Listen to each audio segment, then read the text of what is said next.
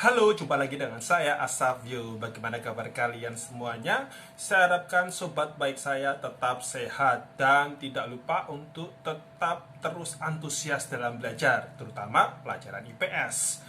Pada kesempatan kali ini saya ingin membahas tentang kisah Ken Arok, mulai dari dia lahir sampai dia menjadi penguasa Tumapel. Tapi sebelum lanjut, please subscribe, like, dan komen channel saya supaya saya semakin termotivasi untuk membuat video-video selanjutnya. Kita lihat yang pertama, Ken Arok. Ken Arok ini merupakan anak dari seorang wanita desa yang bernama Nyi Endok. Nah, Ken Endok Ken Endok ini punya suami yang namanya Gajah Para. Pada saat mereka sedang bercocok tanam, Ken Endok ini ditemui oleh Dewa Brahma di Tegal yang namanya Tegal Lalateng. Nah, mereka kemudian memadu kasih di situ. Dewa Brahma kemudian bilang kepada Ken Endok ini supaya dia tidak tidur bersetubuh dengan suaminya. Kalau dia tetap nekat, maka suaminya akan mati. Kemudian setelah itu Dewa Brahma pergi, dan Ken Endok ini akhirnya menemui suaminya. Ken Endok ini cerita, tadi aku itu ditemui oleh Dewa Brahma, kemudian diajak bercinta, dan kemudian saya diminta untuk tidak tidur dengan Kakang Gajah Para, karena kalau tidur dengan Kakang Gajah Para nanti Kakang akan meninggal, seperti itu. Kemudian karena suaminya ini ya gimana ya, ya sudahlah, ini daripada nanti jadi masalah, akhirnya dia setuju untuk cerai. Harta bendanya Ken Endok ya dibawa Ken Endok, sementara harta bendanya yang dari suaminya Gajah Para ini, si Gajah Para ini ya dibawa sendiri. Tapi sesudah dicerai, belum genap 5 hari, suaminya ini meninggal, sehingga membuat warganya itu pada takjub. Waduh, panas sekali aura dari anak yang dikandung oleh Ken Endok. Jadi begitu tadi ketemu dengan Dewa Brahma, itu dia langsung hamil. Jadi terus kemudian si Dewa Brahma itu bilang, jangan tidur dengan suamimu, nanti anaknya bakal kecampur begitu. Jadi langsung dihamil begitu setelah ketemu.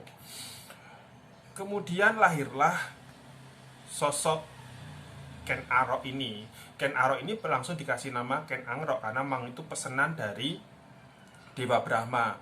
Ken Arok ini pada waktu bayi dia langsung ditinggal di pekuburan. Pada saat di kuburan, akhirnya bayinya itu ditemukan oleh Lembong, karena Lembong ini melihat ada kayak benda yang bernyala begitu. Dia deketi, ternyata itu adalah bayi, sehingga dia bawa pulang. Kemudian pada saat sudah dibawa pulang, temennya Lembong ini dia cerita kepada Ken Endok bahwa Lembong itu menemukan bayi di kuburan. Dan akhirnya si Ken Endok ini langsung menemui Lembong. Dia cerita kalau yang ditemukan itu sebenarnya adalah anaknya. Dan dia cerita riwayatnya, kok si Ken Endok itu bisa punya anak itu seperti apa. Nah, seperti itu. Ken Arok ini akhirnya makin besar dan kemudian mulai diajak untuk mencuri. Pada saat dia sudah mulai besar, dia belajar untuk berjudi. Tapi ternyata mungkin dia belum hoki kali. Jadi harta benda milik Ken Endok maupun Lembong itu habis sebagai taruhan. Saat Ken Arok sedang menggembalakan sepasang kerbau milik seorang tuan di Lebak, kerbaunya hilang dan dia dimarahi habis-habisan oleh orang tuanya karena harga kerbau itu yang cukup mahal, karena dia harus bertanggung jawab terhadap hilangnya kerbau itu. Dan itu mengakibatkan kedua orang tuanya ini, si Lembong dan Ken Endok itu terancam akan menjadi budak. Nah, akhirnya karena si Ken Arok itu dia nggak mau kan kayak gitu, akhirnya dia pergi ke Kapundungan. Dia mencoba mencari perlindungan di Kapundungan, tetapi tidak seorang pun yang percaya dan mau memberikan bantuan kepada dia. Nah, di satu ketika ada seorang penjudi yang bernama Bangu Samparan. Bangu Samparan ini dia kalah judi. Dia kalah judi dan ya dia kalah taruhan dengan seorang bandar judi yang ada di Karuman, dan dia tidak dapat membayar. Lalu dia itu kayak berziarah begitu di suatu tempat keramat yang bernama Rabut Jalu. Nah, di tempat yang keramat tadi dia mendengarkan suatu apa ya, kayak semacam wangsit begitu. Dia harus balik ke Karuman lagi karena di sana dia akan bertemu dengan seorang anak yang bernama Ken Angrok yang dapat menyelesaikan hutangnya. Ternyata benar, dia ketemu seorang anak yang namanya Ken Arok, sehingga si Bangu Samparan itu akhirnya mengangkat Ken Arok menjadi anaknya. Setelah diangkat anak, maka si Ken Arok itu dibawa lagi ke tempat judi. Nah, pada waktu dia judi, dia ternyata menang dan mampu melunasi hutangnya itu. Akhirnya si Ken Arok dibawa pulang dan diperkenalkan dengan kedua istrinya. Dia punya dua istri. Istri yang pertama namanya Genuk Buntu, nggak punya anak. Istri yang kedua namanya Tirtaya. Dia punya 5 orang anak yang terdiri dari 4 laki-laki dan 1 wanita. Nama anaknya yang laki-laki itu adalah Panji-Panji, seperti itulah. Misalnya ada Panji Bawo, Panji Kucang, kemudian Panji Kunal, dan Panji Kanengkung. Sementara anak perempuannya namanya Cucu Puranti. Ternyata selama tinggal di rumah itu, si Ken Arok ini dia tidak cocok dengan para Panji itu, sehingga akhirnya dia pergi dari rumahnya Bangu Samparan ke suatu daerah yang namanya daerah Kapundungan. Di daerah Kapundungan dia bertemu dengan seorang yang namanya Tuan Tita. Nah, mereka akhirnya jadi temenan baik. Tuan Tita ini merupakan keturunan dari Tuan Sahaja, sesepuh desa dari Sagenggem. Mereka bersahabat baik dan mereka kemudian pengen belajar tentang huruf-huruf. Nah, karena mereka pengen belajar tentang huruf atau aksara, belajarlah mereka ke suatu, ya kayak suatu padepokan begitu. Mereka ke tempat seorang pendeta untuk belajar di sana. Dan ternyata mereka itu pandai sekali. Mereka pandai untuk menyerap ilmu, dan di sana mereka diajarkan ya aksara, sastra, seperti itu. Di rumah atau padepokannya pendeta tadi itu ada suatu tanaman, yaitu tanaman jambu yang dijaga dengan ketat. Jambunya itu buahnya lebat sekali dan sudah mulai musimnya, tapi tidak ada yang boleh mengambilnya kecuali kalau nanti sudah sudah masak. Jadi pada saat itu situasinya dianggap belum masak begitu, jadi setiap orang nggak boleh ngambil. Nah, si Ken Arok itu dia kepikiran pengen makan jambunya itu, sehingga suatu ketika di suatu malam Ken Arok itu pada waktu tertidur, dia dari kepalanya keluar, bukan kepalanya sih, dari ubun-ubunnya itu keluar kelelawar dalam jumlah yang banyak. Terus kelelawarnya itu pada berbondong-bondong untuk makan buah jambu itu. Nah, pada paginya buah jambunya itu sudah berserakan di halaman, yang itu akhirnya ditemukan oleh pengiring pendetanya itu. Dan istilahnya kayak dibersihkan. Si pendetanya atau si gurunya tadi akhirnya tanya, loh ini kok jambunya berserakan, itu kenapa, siapa yang makan? Nah, si pengiringnya tadi, kayak semacam pembantunya tadi, dia bilang yang makan itu adalah kelelawar. Nah, akhirnya si guru atau pendeta tadi dia mengambil duri rotan dan mengikat atau mengurung pohon jambu itu. Dia jaga semalaman. Semalaman dia jaga. Kebetulan di situ Ken Arok sedang tidur. Dia melihat dari kepalanya, dari ubun-ubunnya Ken Arok itu keluar kelelawar yang banyak sekali. Dia coba ngusir kelelawar itu yang mencoba makan buah-buahnya, tapi dia nggak berdaya.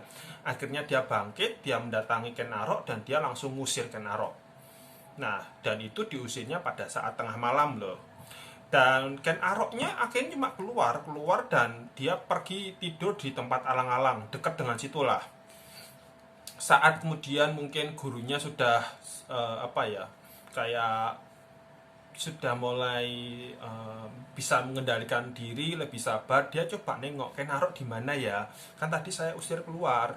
Dia melihat ada suatu benda yang bernyala di tengah ilalang. Dia penasaran, di ilalang atau rerumputan itu benda bernyala apa ya. Ternyata setelah dia mendekat, itu adalah Ken Arok yang sedang tidur di situ. Akhirnya dia bawa kembali Ken Arok pulang ke rumahnya.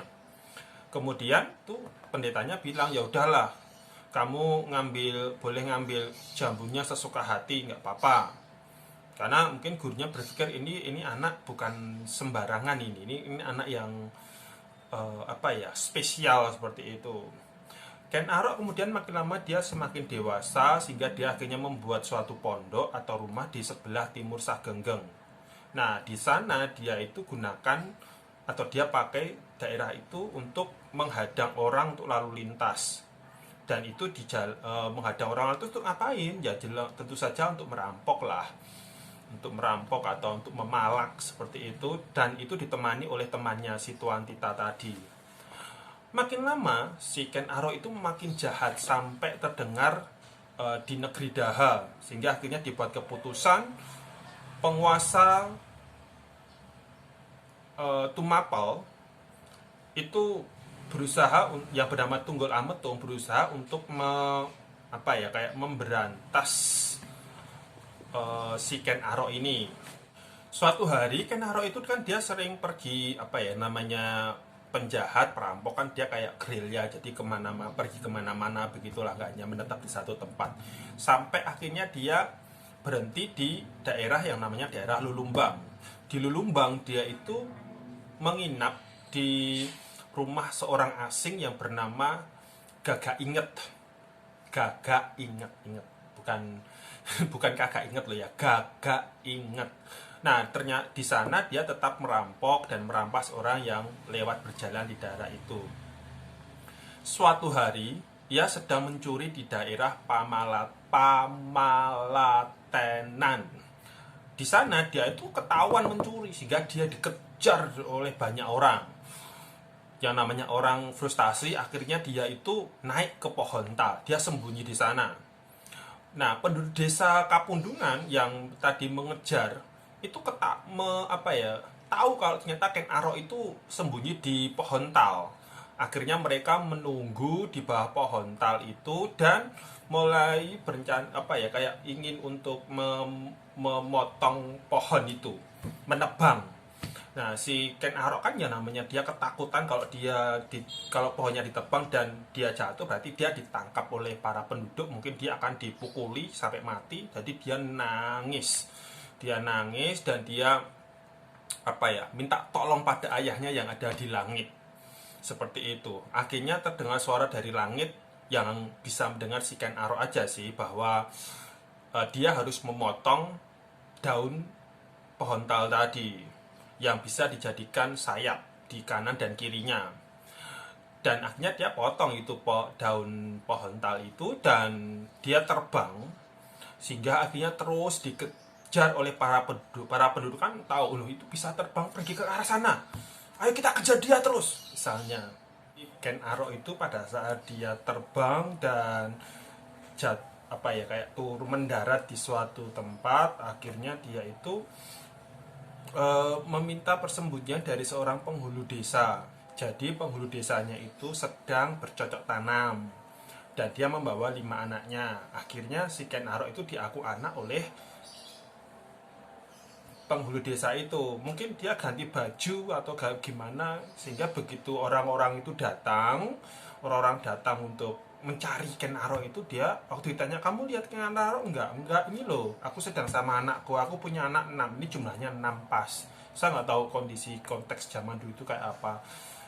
Mungkin mereka langsung bisa percaya aja, karena mungkin mereka sudah kenal dengan penghulu desa itu, bahwa dia mempunyai 6 anak, dan kebetulan di lahan pertanian itu juga ada 6 anak, jadi ya berarti betul, berarti dia nggak bohong, mungkin seperti itu. Setelah selamat dari kejaran penduduk desa, ya intinya Ken Arok kembali lagi ke hutan, dia keluar masuk hutan dan dia makin jahat seperti itu. Pada suatu ketika ada seorang pendeta yang bernama Lucky, dia sedang bercocok tanam. Nah, tanpa sadar makanannya itu selalu diambil oleh Ken Arok tiap hari yang sudah disediakan. Sehingga Lucky akhirnya penasaran, kok makananku iso hilang terus, itu siapa ya yang ngambil? Pada saat sudah disediakan sama kayak seorang apa ya, kayak pembantu atau apa begitu, dia mengintai, dia kayak mengintai kira-kira siapa yang ngambil makanannya, dan ternyata dia melihat bahwa yang ngambil makanannya itu adalah Ken Arok. Dan kemudian dia langsung mendatangi Ken Arok, kamu nyolong ya, gini ngaku, mungkin kayak gitu bahasanya. Ya Ken Arok akhirnya ngomong, iya ini saya yang mencuri, maafkan saya ya. Si pendeta Lucky tadi akhirnya dia membawa Ken Arok untuk pulang ke rumahnya dan diberi makan nasi, ada ikannya seperti itu. Dan kemudian dia juga pesan nanti kalau dia pas nggak ada tapi Ken Arok datang, maka istrinya itu harus ngasih makanan begitu. Di suatu desa ada seorang pendeta yang bisa membuat emas, namanya Empu Balot. Empu Balot ini dia itu takut untuk pulang sendiri. Nah, dia takut pulang karena dia mendengar bahwa di hutan atau intinya di jalan itu ada perampok yang namanya Ken Arok, dan dia takut dirampok Ken Arok. Nah, pada saat itu Ken Arok itu ya dia datang aja ke tempatnya itu. Kamu mau kemana kok nggak pergi-pergi gitu. Terus Mubalot cerita, aku tuh aku tuh pengen pulang ke Turian Tapada, tetapi aku tuh takut karena nanti jangan-jangan di jalan aku dicegat sama Ken Arok. Nah, si Lucky ini dia nggak tahu bahwa yang di hadapannya itu adalah Ken Arok, itu dia nggak tahu. Jadi dia cerita bahwa dia takut aja. Akhirnya Ken Arok ngomong, ya sudah deh, kamu tak temani aja sampai ke Turian Tapada. Nanti biar kamu nggak dirampok sama Ken Arok. Nah, begitu sampai ke desanya itu, akhirnya si Lucky itu, mungkin dia kayak berterima kasih, hutang budi. Akhirnya si Ken Arok itu diajari cara untuk membuat emas dan diangkat anak. Maksudnya membuat emas ini apa ya? Saya belum membaca referensi lain soalnya. Mungkin membuat emas itu perhiasan dari emas kali ya. Nah, dan dia diangkat jadi anak. Kemudian suatu hari Ken Arok itu disuruh oleh Lucky untuk pergi ke Kabalon untuk memperdalam ilmu di sana. Tetapi sampainya di desa Kabalon, dia itu tidak dipercaya oleh para penduduknya. Bahkan dia diancam akan dibunuh oleh para pertapa yang ada di Kabalon. Tapi pada saat dia akan dibunuh oleh para pertapa di Kabalon, ada suara dari langit yang intinya melarang para pendeta itu untuk membunuh si Ken Arok itu. Nah, begitu dia kayak diselamatkan, dia keluar dari desa itu, ya intinya dia masih kayak keluar masuk hutan. Dia tetap berbuat jahat, dia masih suka memperkosa anak gadis orang begitu. Dan sepak terjangnya Ken Arok ini sampai juga terdengar di negeri Daha atau di kota Daha, bahwa Ken Arok itu ternyata sembunyi di Turian Tapada. Nah, sehingga begitu mungkin pasukan dari Daha itu akan mendatangi Turian Tapada, mendatangi rumahnya, dia sudah lari duluan, dia pergi. Hingga akhirnya pada satu ketika dia sembunyi di Gunung Lejar. Dia sembunyi di sana, dibantu disembunyikan oleh seorang nenek begitu. Pada saat dia sedang sembunyi di Gunung Lejar, di sana itu ternyata para dewa sedang kumpul dan bertanya satu dengan yang lain, ini siapa ya yang akan memerintah Pulau Jawa? Nah, dari para dewa itu akhirnya Sang Hyang Guru itu mengatakan bahwa anaknya yang berasal dari Pangkur, maksudnya keturunan Pangkur, keturunannya Ken Endok tadi, itu yang akan memerintah Pulau Jawa. Nah, Ken Arok yang mendengar itu, kemudian tiba-tiba dia keluar dari tempat sampah, tempat persembunyiannya, dan itu dilihat oleh para dewa. Selanjutnya, para dewa itu mentahbiskan dia sebagai Batara Guru. Dan Ken Arok diminta untuk menghadap seorang pendeta yang bernama Loh Gawe yang baru datang dari India. Dia diminta untuk menghadap di desa Taloka. Siapa itu Loh Gawe? Loh Gawe itu adalah pendeta India. Pada saat dia sedang melakukan pemujaan terhadap Dewa Wisnu. Nah, Dewa Wisnu itu benar-benar kayak nampak begitu dan ngomong bahwa dia itu sedang tidak ada di India, tapi dia sedang menjelma menjadi seorang manusia di tanah Jawa dengan nama Ken Arok, dan dia akan ketemu dengan Loh Gawe di suatu tempat perjudian. Nah, sehingga akhirnya Loh Gawe itu datang ke tanah Jawa, tepatnya begitu sampai ke desa Taloka, kemudian di tempat perjudian, dia itu ketemu dengan Ken Arok itu tadi, sehingga Ken Arok itu akhirnya diangkat anak oleh Loh Gawe. Jadi kalau dihitung-hitung, Ken Arok itu sudah diangkat anak berapa kali ya? Yang pertama Lembong, yang kedua Bangun Samparan, yang ketiga Pendeta Luki, kemudian yang keempat pendeta yang namanya Empu Palot, terus yang kelima Loh Gawe. Ada 5 orang yang pernah mengangkat Ken Arok itu jadi anak. Loh Gawe tadi begitu dia mengangkat anak Ken Arok, maka mereka pergi ke Akuwu untuk mengabdi kepada Tunggul Ametung yang pada saat itu sudah memiliki istri Ken Dedes. Siapa Ken Dedes? Ken Dedes itu adalah anak seorang pendeta Buddha aliran Mahayana yang bernama Empu Porwa di desa Panawijen. Sebelum menikah dengan Tunggul Ametung, Ken Dedes ini sudah terkenal sangat cantik sekali, sehingga Tunggul Ametung pada saat itu penasaran, bener nggak sih kalau Ken Dedes itu secantik yang dikatakan orang-orang. Pada saat dia datang ke Panawijen, ternyata Empu Porwa sedang tidak ada di sana, sehingga Ken Dedes itu dibawa lari oleh Tunggul Ametung.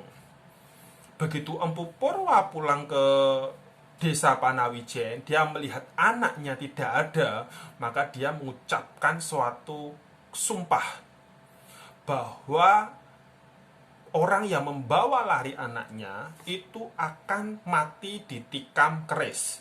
Sementara sumur-sumur penduduk Panawijen akan menjadi kering karena mereka membiarkan orang yang membawa lari anaknya itu. Kemudian bagi anaknya dia memberikan suatu sumpah bahwa anaknya akan selamat dan besar kebahagiaannya.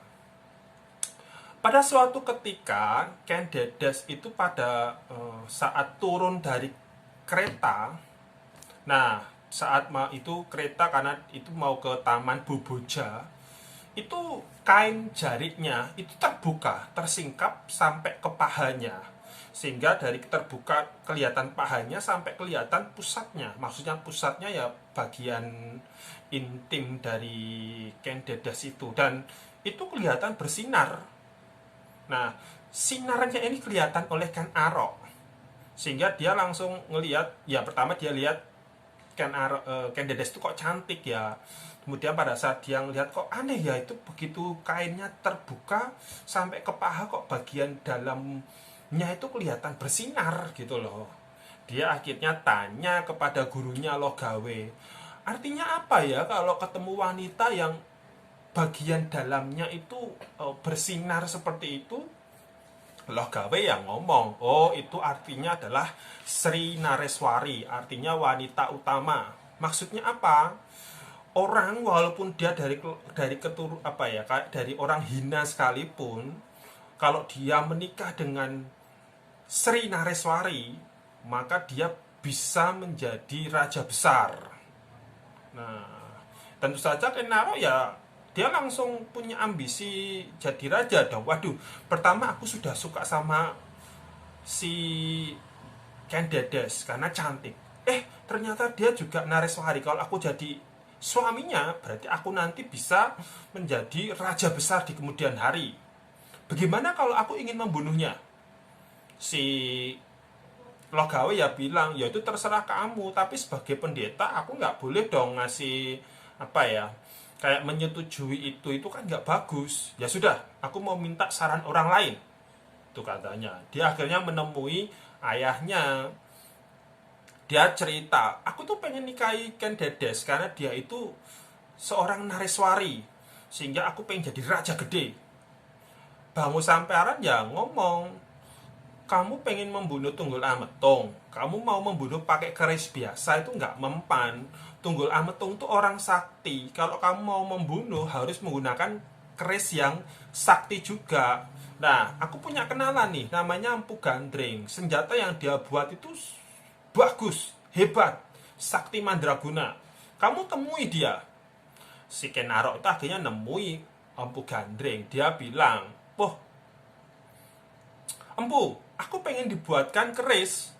Bisa nggak aku dibuatkan keris dalam waktu 5 bulan?" Si Empu Gandringnya ya ngomong, "Waduh, kalau cuma 5 bulan tuh terlalu pendek, harus 1 tahun. Wes, pokoknya aku pengen 5 bulan udah harus selesai." Sambil pergi gitu si Ken Arok itu. Nah, 5 bulan kemudian bener dia datang ke situ. Empu Gandring itu sedang mengasah kayak kerisnya begitu. Si Ken Arok bilang, "Mana keris yang aku minta? Ini sudah aku buat." "Gimana sih? Wah, aku sudah minta 5 bulan jadi kok nggak jadi?" Dia emosi. Begitu dia emosi, langsung dia bunuh. Langsung dia ambil keris itu, dia pakai untuk bunuh Empu Gandring itu. Si Empu Gandringnya akhirnya ngucapin kutuk, ngucapin sumpah, "Kamu akan mati oleh keris itu, dan keris itu juga akan membunuh 7 raja besar, atau membunuh 7 raja, 7 korban." Nah, keris itu dibawa pulang sama Ken Arok, dan dilihatlah itu kepada Kebo Ijo. Kebo Ijo ya tertarik, kok kayaknya kerisnya kamu bagus, baru ya, boleh pinjam nggak? Nah, nggak tahu, mungkin saat itu Ken Arok sudah punya strategi intrik, jadi ya dia minjemi aja itu kan keris sama Kebo Ijo. Nah, jadi Kebo Ijo itu dia suka kayak pamer begitu, pamer keris yang dimiliki, sehingga orang-orang itu tahu kalau keris itu ada keris miliknya Kebo Ijo. Nah, malamnya, pada suatu malam, itu keris itu dicuri oleh Ken Arok. Dan langsung dipakai untuk masuk ke rumahnya Tunggul Ametung, untuk membunuh Tunggul Ametung. Dan kerisnya itu dibiarkan menancap di tubuhnya Tunggul Ametung. Ditemukan, itu otomatis orang kan tahu, oh itu kan kerisnya Kebo Ijo. Kebo Ijo langsung ditangkap, dan keris yang dipakai untuk membunuh Tunggul Ametung itu dipakai untuk membunuh Kebo Ijo juga. Kekosongan dari apa ya, kayak tahta, kursi akubu dari Tumapel itu segera diisi oleh Ken Arok, dan tidak ada yang berani komplain, tidak ada yang berani protes, semua diem. Termasuk pada saat dia ngambil Ken Dedes jadi istrinya, itu juga semuanya diem. Itu awal mula Ken Arok menjadi penguasa di Tumapel. Nanti pada akhirnya dia akan mengalahkan Kertajaya dari Kediri, sehingga dia akan membentuk kerajaan Singosari dengan pusatnya di Malang. Oke, nah jadi kalian sudah jelaskan kisah Ken Arok itu sebelum jadi raja Singosari. Cara apa yang dia gunakan, hidupnya itu seperti apa, dia dari keluarga seperti apa, kalian tahu. Dan jangan lupa tetap subscribe saya ya, dan lihat video-video saya yang lain. Oke.